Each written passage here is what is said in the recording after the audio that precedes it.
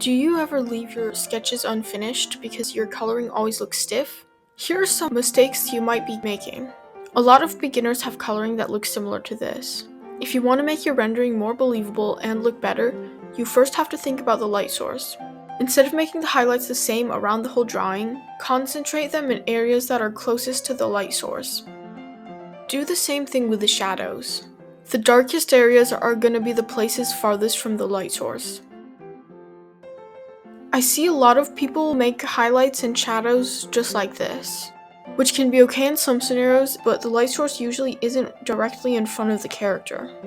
Here's some examples of other places the light source can be.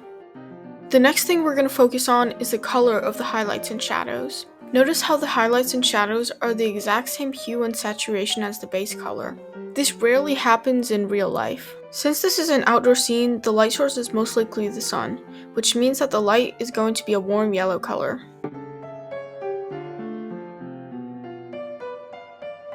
Because the environment is green, I'm also going to make the shadows slightly green. This happens because light is bouncing off the environment and hitting the shadows. This is an example of a sphere in an outdoor setting. The sunlight is going to be warm yellow, and because the sky is blue, the shadows are also going to appear blue. If red light is shining on a sphere in a green room, this is how it's going to look.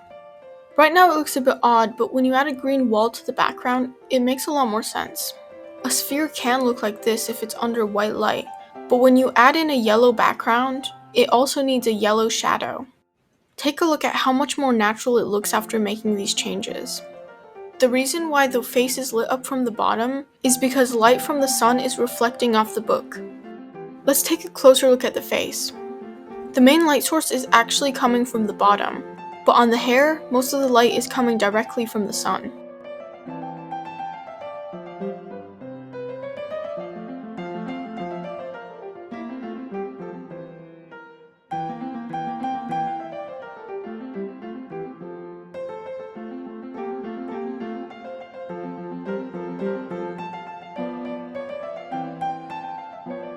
The last important thing I'm going to talk about is contrast.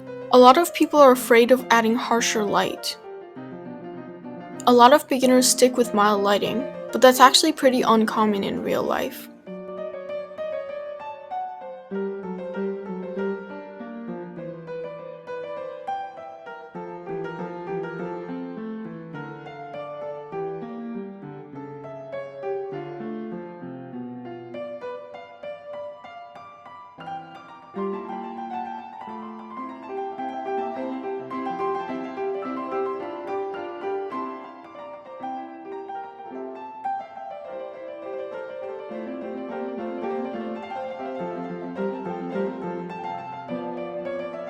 Okay, now we're done blocking in the colors. You can now start adding details. It looks pretty hard, but if you add in the rough colors correctly, then details are actually pretty easy. Here's the final drawing. I'm gonna explain a few things I did. This light is coming from above. Some is hitting the book and reflecting onto the face. Notice how the bottom part of the nose and lips are light, and the top part of the face is dark. Also, some parts of the drawing are fading into the shadows. Doing this makes the piece look a lot more realistic.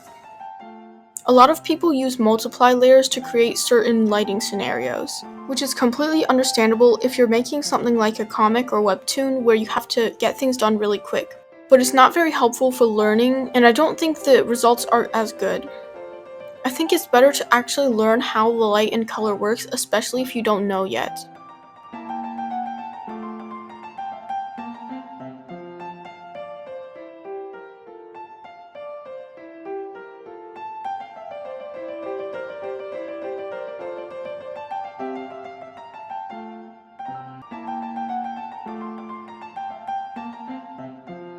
I'm sure some people know how to use multiply better than me, but you can still definitely see the difference. Another thing people do is try and use multiply for shadows. This can work for lots of styles, but I don't think it's very realistic. And again, don't be afraid of contrast. The hardest part is definitely blocking in the rough colors. Once you learn how to do that, adding details and refinement is so much easier. I hope this video was helpful. Thank you for watching. Please like and subscribe for more content. Have a nice day and see you next time.